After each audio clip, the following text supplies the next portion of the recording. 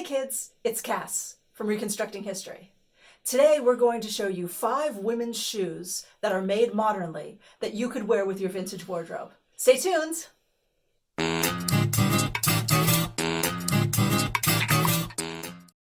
The first pair of shoes I'm going to talk to you about are the ubiquitous T-straps. I'm showing you a picture of T-straps from a Sears catalog from 1934. But don't think that T-straps are just good for the 30s. We see them very early in the 20s. We see them even in the late teens.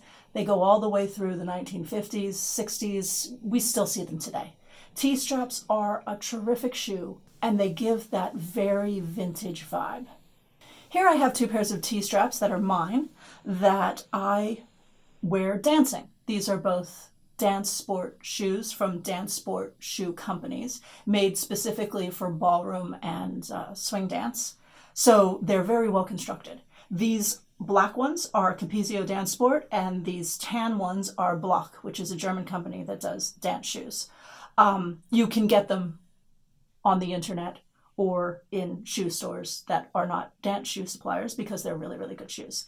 Capezio does 2 different kinds of shoes. They do the dance sport line, which is for ballroom dancing, and they also do a character line, which is for show.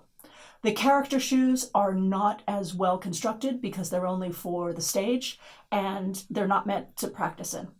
So, but that being said, they're not very much less expensive than the dance sport shoes, and the dance sport shoes wear like iron. So buy the dance sport shoes if you're going to buy Capezio. They have a steel reinforced heel. Most shoe companies make a plastic heel and just glue it onto the shoe. These are steel reinforced because in ballroom, sometimes you do special steps where you lean back your whole body weight just on your heel. So that has to be very, very strong. And this means that it's a very, very comfortable shoe, and it's a very long wearing shoe. I've had these about 10 years. You can see they're not nearly new. They have crepe soles that need to be replaced, but they're such good shoes that you can replace the crepe soles and not destroy the shoes. I paid about 100, maybe 105, 195, not 195, 105 or $95 for them. I can't remember.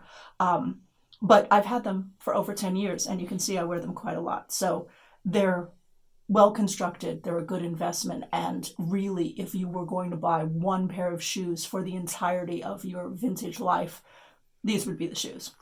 Block are also really good. Their heels are a little higher, which is why I don't wear them as often, because I don't really wear higher heels.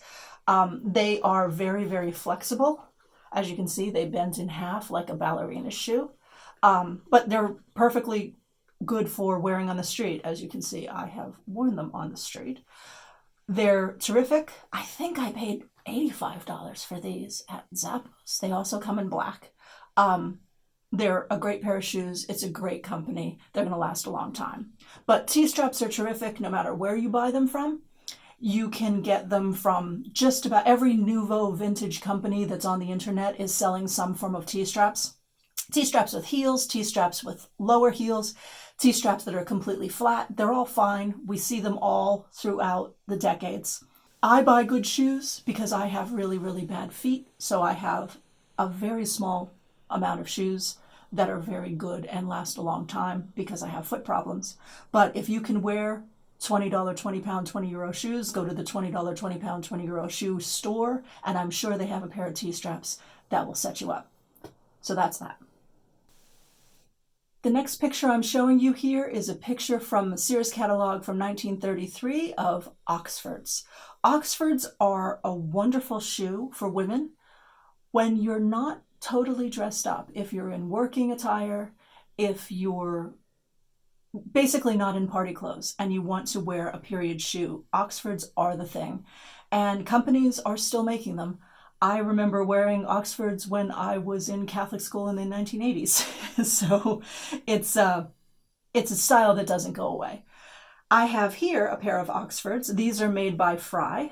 You can see the Frye insignia on the heel. And they are just standard whiskey-colored Stella Oxfords. They have rather a high heel. You can get a shorter heel. You can get a pointier heel.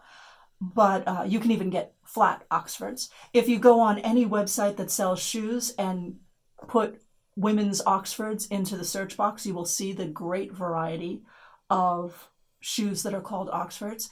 And really, women in the 1920s and 30s and 40s wore all these varieties. They wore the short ones, they wore the pointy heel ones, they wore the tall block heel ones. These are terrific shoes. They're all leather. They have, of course, a modern sole, but they're very comfortable, very well made. And get yourself a pair of Oxfords, and they'll go very far in your vintage wardrobe. This next pair of shoes might come as a shock to some of you. This is a picture from the Sears catalog from 1935 showing a plain old pair of pumps. And here is my plain old pair of pumps, just black pumps. These are from Capezio Dance Sport. They're ballroom shoes, but they are, as you can see, not different from any pair of pumps that you see in any shoe store today. They don't have any kind of decoration on them. They're just plain. But there's nothing not vintage about this pair of pumps. Again, I'm in love with Capezio Dance Sport because they make my feet comfortable when my feet have no right to be comfortable. But they have a steel reinforced heel and crepe soles, also crepe soles. They're a terrific pair of shoes. If you have a pair of pumps in your wardrobe already, you don't have to buy any special shoes to look vintage because pumps will do for the 30s and 40s, 50s, not quite the 20s, but definitely the early part of the 30s to begin. You're going to think I'm kidding with this next one, but here's a picture from Sears catalog from 1921 showing a woman in boots, ankle boots, and gaiters. This is what women wore in the 1920s and 30s, and actually before the 20s and the teens, when they were riding. And if you are a rider and you want to ride wearing vintage, it's important to have the right stuff on your feet. And this is not a bad choice. These are a pair of modern Ariat Jodhpur boots, or paddock boots as we call them in the US. They are really terrific on your feet because Ariat has a technology where they have a steel reinforced shank, or not a steel reinforced shank. They have a technology where they have a steel shank in the arch of the sole of the boot. So it makes it very, very comfortable to stand in as well as to ride with a stirrup in, piece of steel sticking in the middle of your arch. You have to do something to your boots to make it comfortable. So there you go. So the only thing that makes these radically not vintage, except for the rubber sole, is that they have a zipper up the back. But ignore that. Just don't look at that part. And you won't see that part if you wear gaiters. Now, these are not modern at all. This is a World War I era replica of a gaiter. There are companies on eBay that will make them to your leg measurements modernly that are pretty inexpensive, being that they're 100% leather and they're handmade and hand-stitched and made to your measurements. These are what soldiers in the Great War wore on their legs, on their lower legs. They, you can see in the picture that I showed from the Sears catalog that the woman is wearing exactly this with this long piece of leather wrapping around the whole leg and buckling here. You will also see versions where this bit is missing and you instead just have a buckle at the top, not at the bottom because it will interfere with your comfort, but just have a buckle at the top like this that holds them closed. And you will also see boots, particularly from, I think Ariat makes a bunch of boots that they're knee-high boots, but they have a buckle at the top like this, meant to replicate this look. I think I've seen also Frye has some fashion boots that have a buckle at the top that looks like that to replicate the look. So, this is a little extreme, But if you're a horsey person and you want to ride vintage like I do, you would do well to get yourself a pair of gaiters. They're basically thicker, stiffer half chaps that are closed by buckles rather than Velcro. Next up, I'm showing you a picture of Sears catalog from 1939 of some laced up boots, a whole line of laced up boots that women wear when doing outdoor activities like hiking. Also, I'm showing you a picture of a woman about to go out on a hike and have her picture taken in her pair of +4s or knicker britches and her hiking boots. This picture is from 1933. So lace-up boots. This is what I got. You're gonna think that I'm showing you the boots that I stomped Nazis with in the 1980s in the club scene. No. Yeah, I was a punk rocker. But these boots actually do date to 1994. They were my wedding shoes. I'll wait for the giggling to subside. On my honeymoon, I was going to Ireland and we were going to hike across a bunch of inaccessible sites. And that meant mud and water up to your ankles or possibly your knees. So I needed a good pair of boots. And I bought these boots. These are Frye Boots. You can still see the logo. It hasn't rubbed off entirely. That I bought in 1994 for $125. And I thought I would die. I never spent that much money on a pair of shoes in my entire life. And I thought it would kill me. It's not 1994 anymore. As you can see, I have worn these boots very hard. They made through 3 years in the Caribbean with me.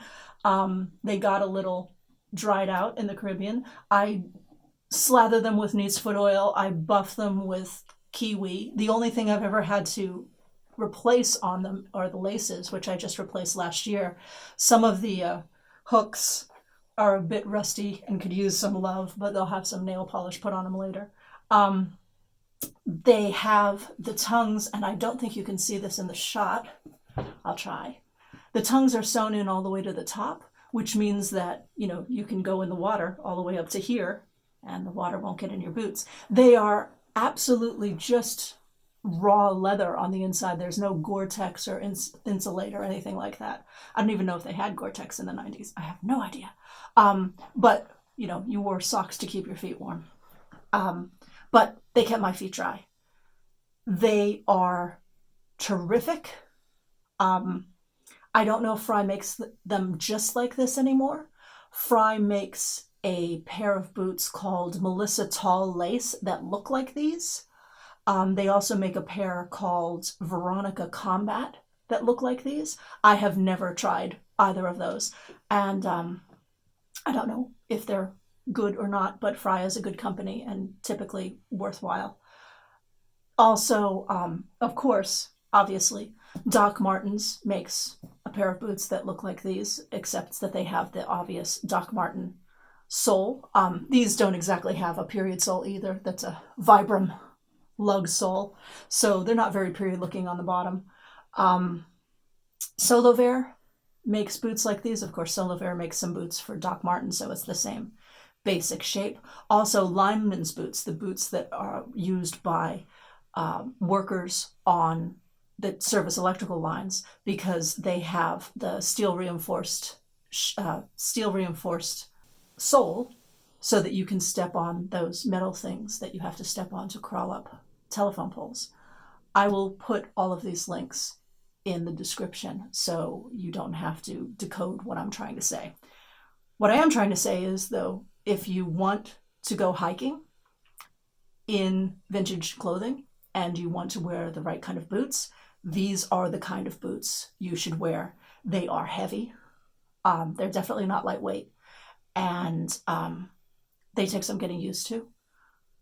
But they're wonderful. I've had these, as I said, for 25 years. And I will have them for 25 more if I'm any judge. They're just not breaking. They're terrific. Get a pair. Now, I know I said that I was going to show you 5 shoe types, modern shoe types, that you could buy that look like vintage shoes. This is the 6th one, but I think it's really 5.1 because they're lace-up boots. And these are lace-up boots. These are called Coniston by Ariat. Ariat is a maker of equestrian boots.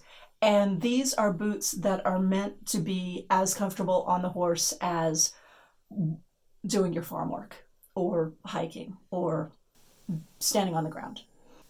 They have Thinsulate lining.